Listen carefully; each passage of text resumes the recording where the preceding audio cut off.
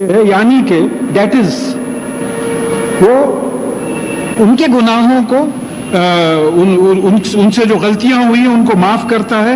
وَيَعْلَمُ مَا تَفْعَلُونَ کیونکہ وہ جانتا ہے جو بھی وہ کرتے ہیں اسے واقف ہے, ہر چیز کا اس کو علم ہے. اب یہ پہلی ہی آیت پہ تفسیر کی بہت سخت ضرورت ہے. توبہ کیا چیز ہے؟ کیونکہ رمضان کا مہینہ ہے, یہ بڑا امپورٹنٹ مفہوم ہے.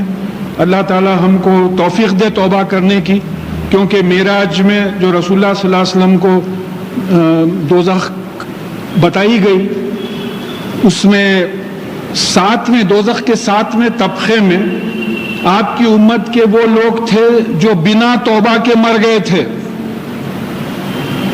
یہ بات ذہن میں آتے ہی جو ہے کچھ عجیب قسم کی کیفیت ہوتی ہے کہ دوزخ کے 7ویں طبقے میں وہ مسلمان تھے, وہ امت محمدی کے وہ لوگ تھے جو بنا توبہ کے مر گئے. یہاں اللہ تعالیٰ آپ کو گارنٹی دے رہے ہیں کہ هو الذی یقبل التوبہ عن عبادہ. یہ حق ہے, قسم کھا کے بول سکتے ہیں کہ آپ توبہ کیجئے, اللہ تعالیٰ توبہ قبول کریں گے. قرآن کی آیت ہے. اب توبہ پروسیس ہے, توبہ ایک پورا پروسیس ہے. منہ پہ بھڑا بڑ مار لینا توبہ نہیں ہوتی. تو توبہ کیا پروسیس ہے؟ پہلے اپنا محاسبہ کرے, اکاؤنٹیبلٹی جس کو بولتے, کہ اپنی زندگی پہ روشنی ڈالے اور دیکھے کہ کیا کیا چیزیں قرآن اور حدیث کے خلاف جا رہی ہیں. ظاہر ہے قرآن اور حدیث کا علم ہونا ضروری ہے, بغیر علم کے آپ غلطی کیسا مانیں گے آپ. اب یہاں ایک چیز ہوتی ہے کہ ایک انسٹنٹ توبہ, جیسا ایکیوٹ ڈیزیز اور کرونک ڈیزیز بولتے ہیں آپ, ایک انسٹنٹ توبہ ہوتی ہے کہ بھئی آپ کسی دوستوں کے ساتھ بیٹھے ہوئے تھے, کوئی مجبور کر کے آپ کو پتے کھلا دیے, اب گھر گئے آپ کو بڑی ملامت ہوئی, آپ توبہ کیے بھئی اب کے نہیں کھیلوں گا. ایک انسٹنس ہوا ہو. لیکن بعض غلطیاں آپ کی زندگی میں ایسے ہے کہ ہمیشہ پڑوسیوں سے جھگڑا ہے, ہمیشہ خونی رشتہ داروں سے جو ہے انبن ہے, یعنی پوری زندگی رشوت کی کمائی پہ جو ہے گزر رہی ہے. تو کبھی آپ اپنا محاسبہ ہی نہیں لیے, کبھی آپ اپنے آپ پہ سیلف ریٹروسپیکشن جس کو بولتے ہیں وہ کیے ہی نہیں, آپ کو پتہ ہی نہیں چلا کہ کیا غلطیاں ہیں. تو پہلا سٹیپ معلوم ہوا کہ قرآن اور حدیث کا علم ہو, اور اس علم کی بنا پہ جب آپ کو معلوم ہو کہ فلانی حرکت قرآن اور حدیث کے خلاف جا رہی ہے, تو پہلا سٹیپ آپ کا وہاں یہ ہوگا کہ اس گناہ کو گناہ مان لینا. اب ایک صاحب میرے سے بحث کرے, بولے صاحب وہ رمی جوا تھوڑی ہوتا, دماغ لڑاتے اس میں. بولے چلیے ہو گیا, آپ گناہ کو گناہ ہی نہیں مان رہے تو آپ کو سمجھائیں گے کیسا؟ ریسز ہم جوے کے راستے تھوڑی جاتے, دل بہلائی کے راستے جاتے. اب آپ گناہ کو گناہ ہی نہیں مان رہے تو توبہ کا پہلا ہی سٹیپ ختم ہو گیا. تو ایسی حرکت جس کو قرآن اور حدیث نے منع کیا ہے, وہ حرکت اپنی زندگی میں اگر ہو تو پہلے اس کو ماننا کہ یہ غلطی ہے ہماری. دیکھیے غلطی ماننا بہت بڑی بات ہے, ایکسپٹ کر لینا, پھر اس غلطی پہ شرمندہ ہونا. دیکھیے بعض لوگ ایسے ہیں جو ان کی غلطی کو اگر ہم پوائنٹ آؤٹ بھی کریں تو بولتے ہاؤ صاحب ہم برے ہیں ہم جیسے بھی ہیں. غلطی کو مان رہے ہیں مگر شرمندہ نہیں ہو رہے, ہٹ دھرمی کر رہے ہیں اس کے اوپر. تو پہلا سٹیپ غلطی کو غلطی ماننا, شرمندہ ہونا اس پہ. دوسرا سٹیپ اس پہ شرمندہ ہونا. تیسرا سٹیپ نماز توبہ پڑھنا. نماز توبہ پڑھنا, 2 رکعت نفل پڑھ کے اللہ تعالیٰ کے سامنے اقرار کرنا کہ انشاءاللہ یہ غلطی ہم پھر آئندہ انشاءاللہ نہیں ہوگی.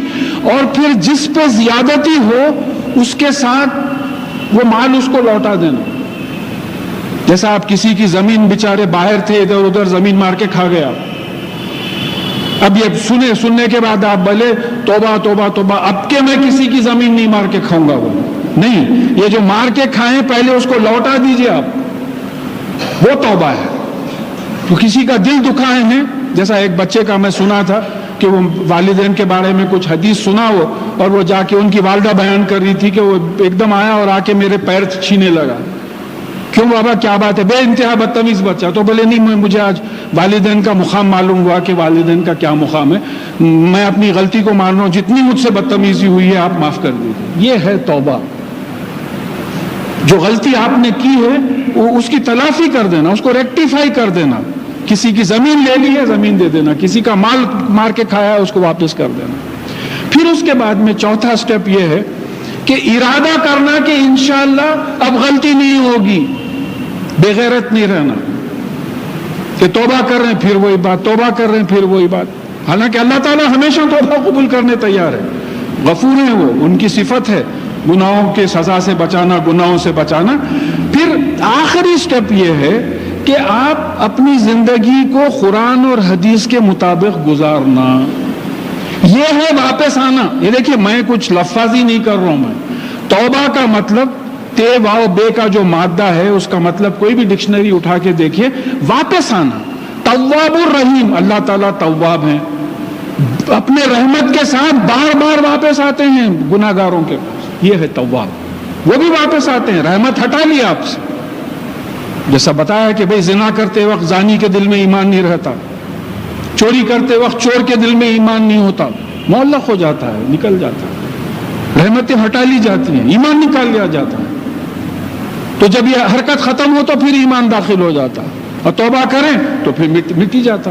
پھر یہ جو بات آ رہی ہے کہ وہ یعفو عن السیئات، یعفو عفون اسماء الحسنی میں معاف کرنا، مٹا دینا.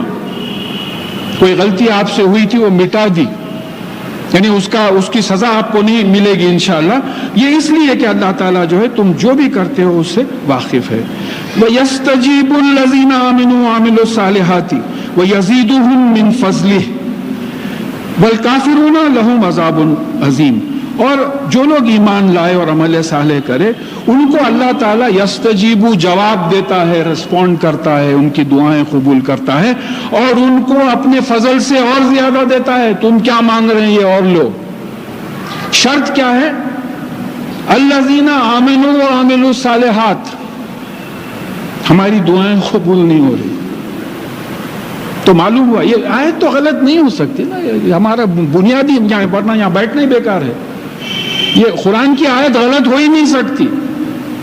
بول رہے کہ جو لوگ وَيَسْتَجِيبُ الَّذِينَ آمَنُوا وَعَمِلُوا الصَّالِحَاتِ وَيَزِيدُهُم مِّن فَضْلِهِ.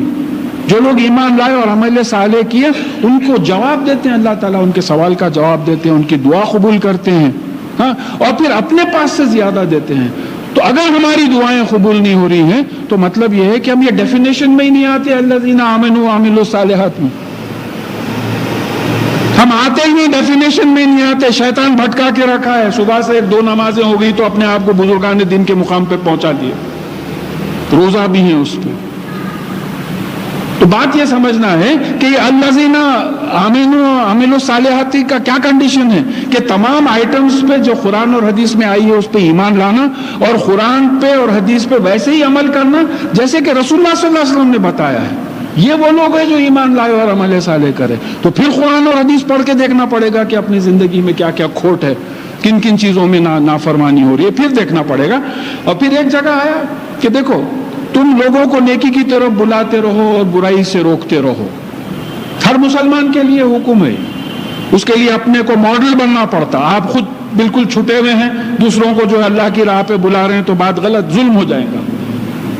تو تم یعنی پھر سورہ آل عمران کی 110ویں آیت میں کہا گیا ہے کہ تم بہترین امت ہو جو انسانوں کے لیے نکالی گئی ہو. تم لوگوں کو نیکی کی طرف بلاتے ہو، برائی سے روکتے ہو اور اللہ پہ ایمان لاتے ہیں. یہی کنڈیشن حدیث میں آیا ہے کہ تم ایسا کرو، ورنہ ایک وقت ایسا آئے گا کہ تم مجھ سے سوال کرو گے میں جواب نہیں دوں گا، تم مجھ سے مانگو گے اور میں تمہاری دعائیں قبول نہیں کروں. تو یہ بہترین موقع ہے اپنا جائزہ لینے کا، انٹروسپیکشن جس کو بولتے ہیں، کہ محاسبہ کرنے کا.